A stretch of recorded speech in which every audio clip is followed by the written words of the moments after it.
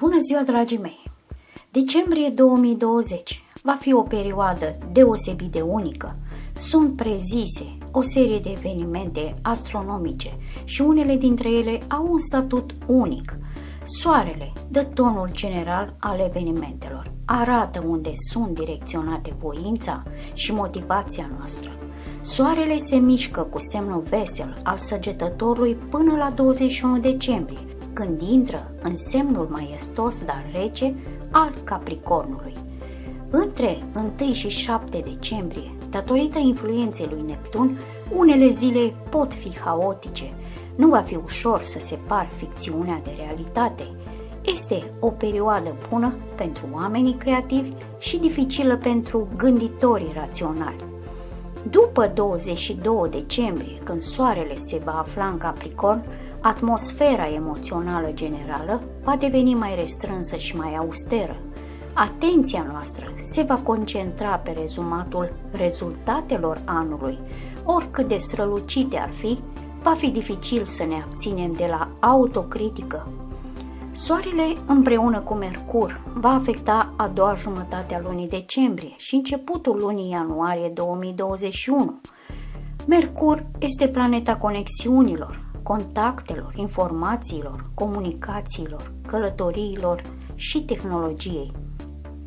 Eclipsa totală de soare, care are loc în timpul lunii noi din Săgetător din data de 14 decembrie, va avea un efect pozitiv asupra educației, autorităților, dar trebuie să ținem cont de faptul că o eclipsă de soare poate umbri semnificativ efectul lunii noi.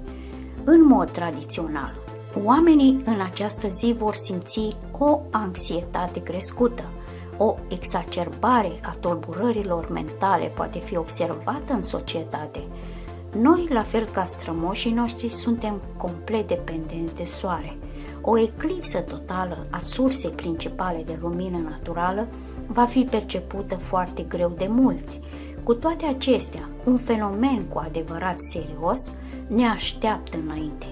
Acesta este Marea Conjuncție, care va avea loc pe 21 decembrie 2020. Jupiter și Saturn se vor uni la 0 grade 29 minute vărsător. Astrologii cred că pe 21 decembrie, pe lângă așteptatul solstițiu de iarnă, va avea loc o mare apropiere a lui Jupiter și Saturn în zodia Vărsătorului. Ceea ce face ca acest fenomen astronomic să fie grozav este că planetele vor fi la o distanță apropiată una de cealaltă. Această conjuncție este asociată cu o schimbare a epocilor, cu o schimbare a relațiilor socio-economice, o schimbare a modului de viață și uneori cu o restructurare globală a societății. Luna decembrie se va încheia cu luna plină în Rac, pe data de 30 decembrie. Efectul său se va simți în primele 14 zile din ianuarie 2021. Această lună plină este importantă pentru semnul Racului în special. La luna plină, Soarele va intra în contact cu Mercur în Capricorn. Mercurul, planeta comunicării și a mișcării, va fi în limitări.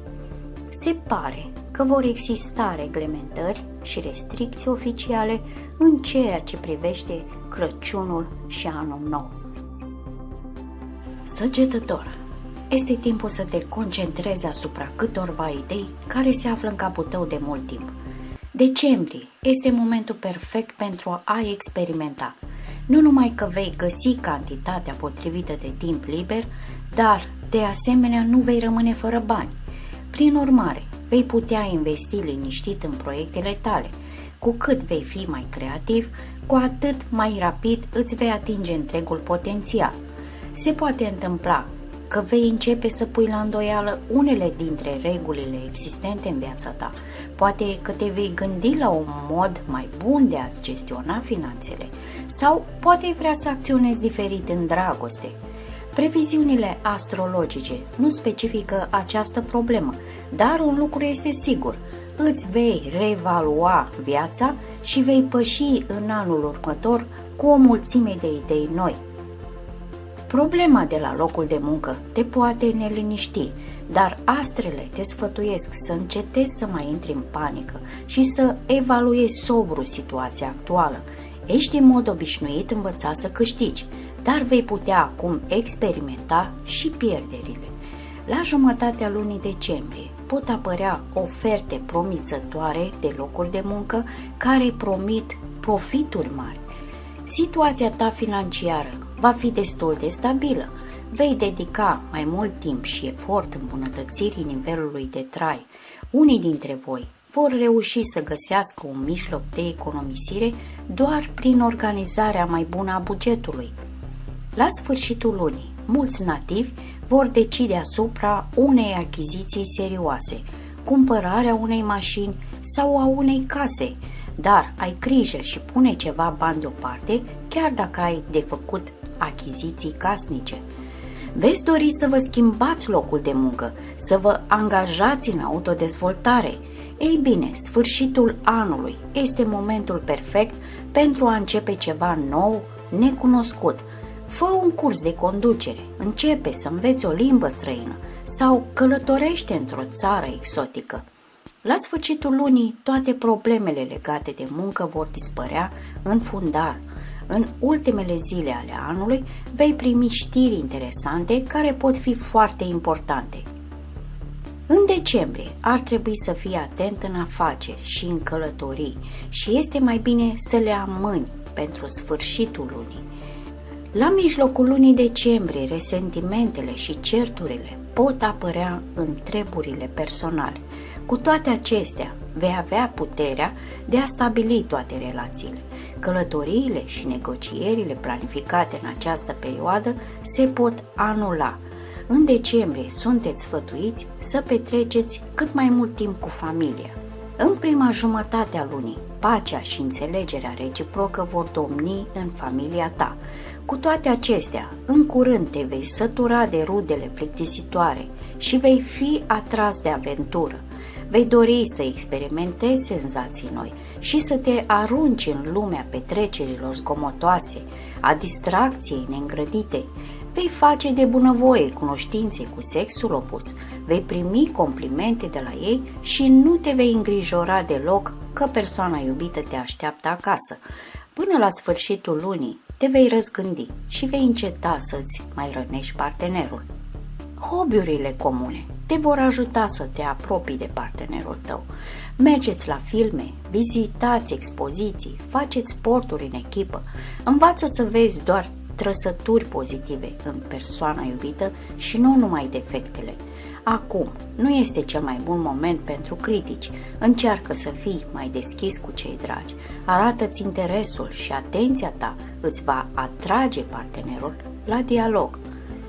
Dacă ești singur, te vei găsi în fața unui amestec de dragoste și bani. Deoarece acest amestec este întotdeauna periculos, ești sfătuit să fii extrem de atent atunci când va trebui să faci alegerea inevitabilă. Cât privește sănătatea, pe fondul imunității reduse, vei putea dezvolta afecțiuni cronice. În lunile de toamnă, corpul și-a pierdut toată vitalitatea și nu va putea face față bolii de unul singur. Va trebui să consulți un medic. Fii atent la mâncare. Consumă doar alimente proaspete, sănătoase, bogate în fibre. Elimină complet alcoolul și țigările din viața ta. Obiceiurile proaste pot duce la consecințe grave. Mulți reprezentanți ai acestui semn zodiacal vor dori să-și schimbe aspectul. Mergeți la cumpărături și cumpărați-vă ținute pe care nu le aveți deja în garderobă. Schimbați-vă tunsoarea, culoarea părului. Nu vă fie frică să vă schimbați.